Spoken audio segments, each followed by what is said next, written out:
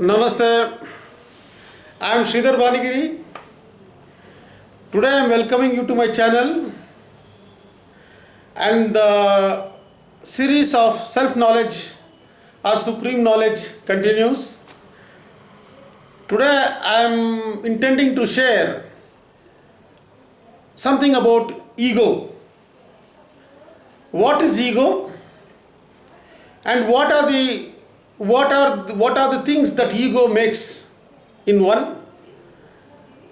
Why ego is so important? Friends, I would like to state here, whatever I am sharing with you is my personal experience. The personal experiences which I have gained over a period of time after doing lot of self-enquiry and scriptural studies. Most of my sharing comes from the enlightened masters who have given the wisdom, pearls of wisdom to humanity. Taking those pearls of wisdom which they have given, the enlightened masters, internalizing, understanding, after getting to one idea of understanding, I am sharing this with my viewers. I encourage each one of you who is viewing this video, I would strongly recommend you to be with me along this discussion or along with this sharing which I am doing. I want you all to be with me. Together we are looking at these aspects, whichever aspects I am discussing in these videos, short videos which I am making. I would recommend all my viewers to be along with me and look in the same direction. It does not mean to say that I am trying to preach or teach something. It is only my experiential understanding. By the way of I am sharing, I am sure, I believe that I am enriching each one's thinking. And whatever we are doing in this process, it only enables or enhances us to live a better life, or a blissful life, or a happy life. That is the whole objective of these sharings. I mentioned that we will discuss about ego, or I will share about ego. What this ego is. Bhagavan Paramahamsa Nithyananda, once I was listening to one of his satsangs, spiritual discourses, on a YouTube channel. There very casually he mentioned about ego. This word ego was so much difficult for me to understand. Maybe so many years I have contemplated on what is ego, trying to understand ego. But that one discourse, when Bhagavan Paramahamsa Nithyananda shared what is ego in one sentence, it struck to me that the best or simplest way of defining an ego was told by His Holiness. I would like to share what exactly he said. He told whatever we know about ourselves, or whatever information we have about ourselves, everything, whatever information we have learned, stored, whatever we are having in our mind about ourselves, about the knowledge around us, is ego. And he put it very beautifully. He told, other than that, we are very comfortable with whatever we know. Knowing whatever we know about ourselves, we are very comfortable with it. That comfort is what ego is. Not looking beyond whatever we know. Comfortably, happily going along the way we know. Whatever we know, continuing to be with that state is ego and arrogance. Not willing to know anything else beyond what we know is, he told ego, he described it ego, and not willing to listen to any other thing other than what we know is arrogance. That one satsang, when you are sharing that one information which I got, made me to look more faster and deeper within me.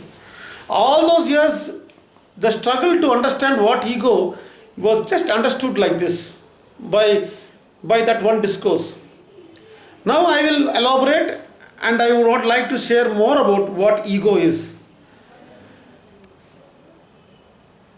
We have all seen, we all know in our lives we have we have relationships with people, circumstances, and whoever we have associated with. We have come with this word. We have always come with this word, and many relationship we have seen breaking up of relationship because of this word ego. Most of the time we listen to that it was his ego-ness or he had ego. So this ego is very, very liberally used in all ways or all respects. We use this word ego and blame it on ego. And we have not looked into what this ego is. This sharing, what the way I looked into myself and understood some of the depths about ego I am sharing, I want to share, and I want to share. This sharing comes based on the understanding what I had on ego, and I sincerely recommend each one of you to be with what I am saying, so that something may open up to you also in this sharing. We see when we see Ramakrishna Paramahamsa, the great master, enlightened master, he had once I read one quote from him saying that ego is like an onion. You keep on peeling the onion. We know what onion is. When you keep on peeling the onion layer by layer, we find there is one more layer there. That layer, if you remove, there is one more layer there. So as we keep on removing the layer by layer, at the end what we get? That is what ego he had told. So everything, whatever these sayings are, this was actually not touching my inner core to find out what this ego is.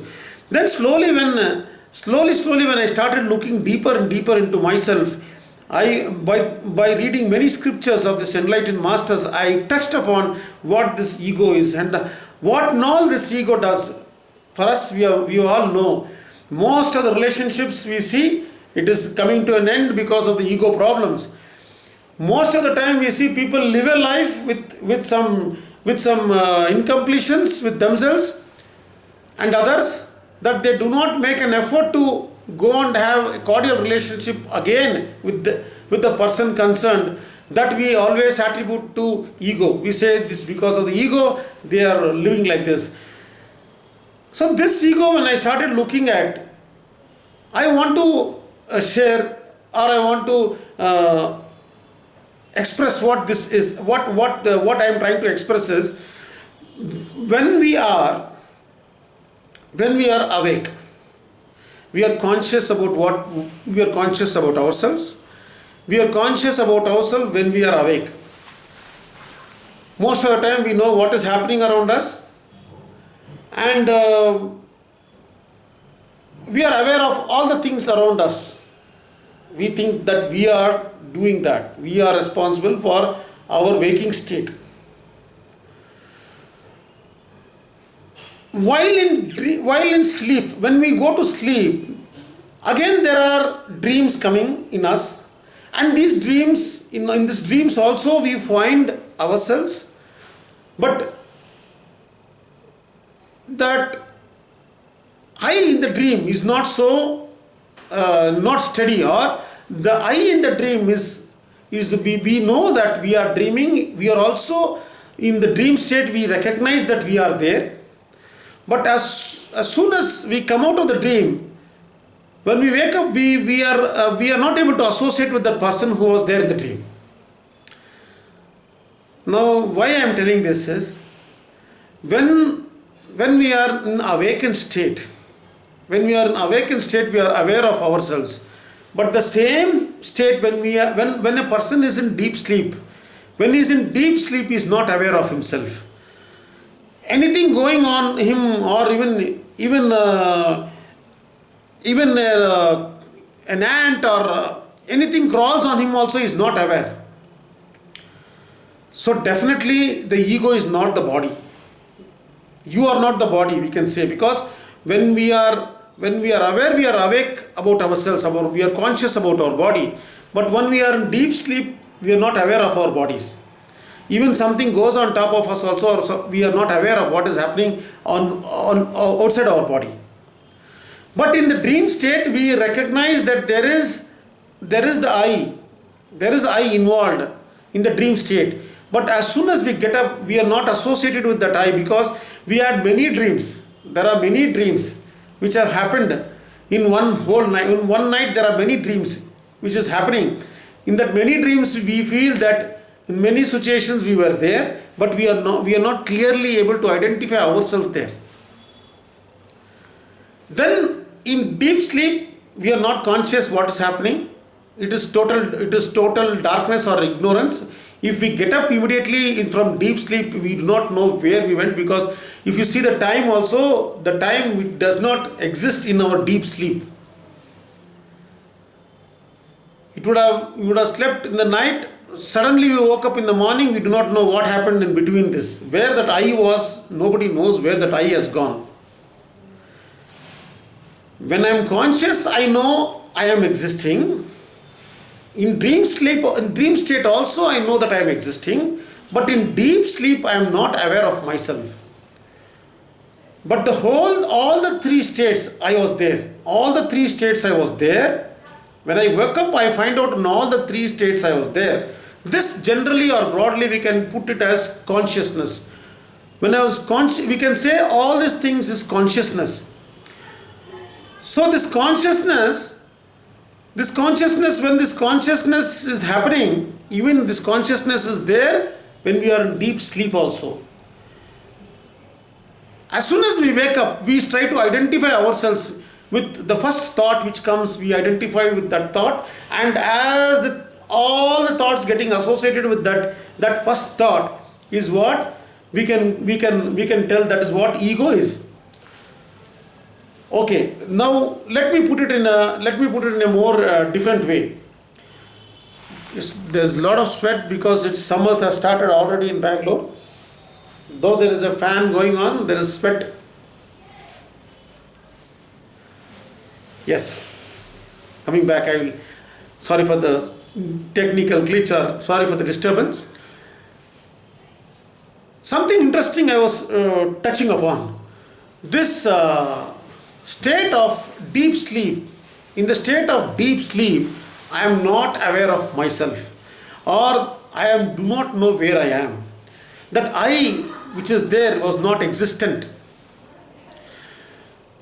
When I was conscious, that I was existent. When in dream state also, that there was a vagueness of I, but in deep sleep there was no I. But all these three states, there was my consciousness. I was conscious. I was there, that we can call as consciousness.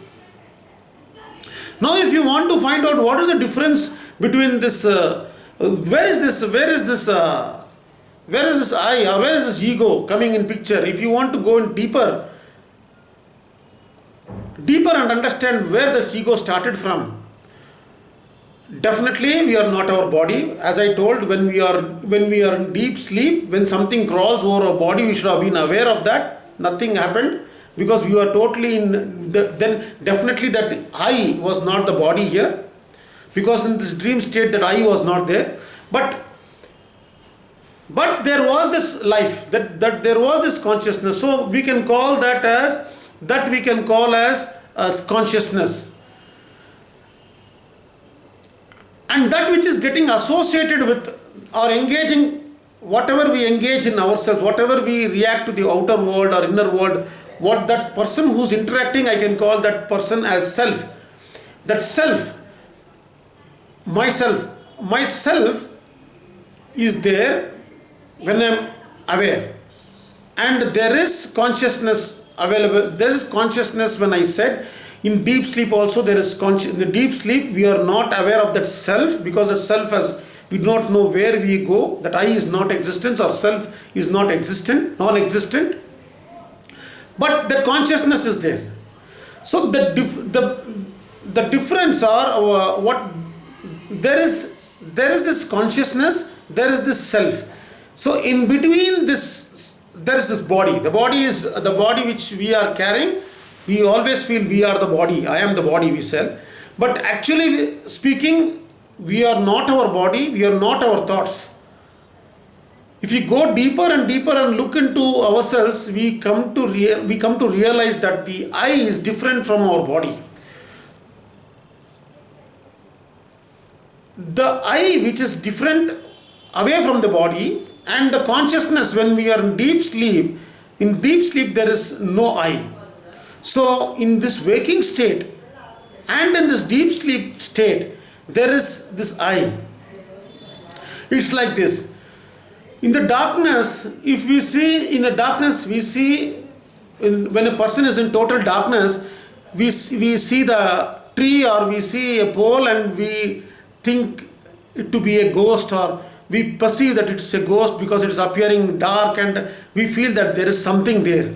So when we realize that it was only a pole or only a tree, then our perception changes. Our perception of that it was existing, that the fear of ghost which we saw in the darkness, when we look deeply and intensely, we find out that it was a tree and it was a pole. Similarly, this I also, which is there always, when we look into ourselves intensely and find out where this first thought comes, when you look into ourselves, keep examining ourselves, then we will know that there is I, the I which when we keep looking into ourselves, the I is in silence mode, or we find that there is no much thoughts. So constantly when we look into ourselves, like when we realize that there was in the darkness that this pole or this tree was a ghost, when we realize that this pole it was a pole, not a ghost, our perception was wrong. The tree was just our perception of fear that it was something like a ghost. It's our own perception, but in reality it was only a tree. We realize that only when we look deeply and intensely without fear. Similarly, when we look inside ourselves, constantly looking at the I, the first thoughts, where the thoughts arises, where this thought comes from and for whom this thought comes for whom these thoughts are playing, if we look deeply within ourselves, most of the time there is when we really find out that I. This what my experiences, personal experiences, when we look into ourselves and find out that I, that ego, what we call the ego, is so very pliable, or it is not rigid. Like we have rigid, when we are rigid that this is what we know and we are not ready to accept anything else, that comes out of because that I associated with many thoughts about ourselves. When we look deep inside ourselves, we find there is a lot of possibilities for us to know more. This is what I want to touch upon. And in my sharing, surely I believe that I have touched upon this ego. That ego which actually creates so much of problem in relationship, so much of problem within oneself, so much of problem with the society around us. The person who is having ego does not even look beyond. We are closed, looking beyond. If we look into ourselves and touch upon this ego and find out from where for whom the thoughts are coming, if we look into ourselves deeply, we will have an access to that vast empty space. Like Ramakrishna Paramahamsa, the way he told, as we remove the onion, we peel layer after layer of understanding about us. We keep on layer out of layer, we peel out. We find out there is vast empty space for knowledge to come into us. Addressing this ego that way, definitely we will have immense possibilities open in front of us to know more about ourselves. This is what I wanted to share. Thank you. Nithyanandam. May all be with eternal bliss.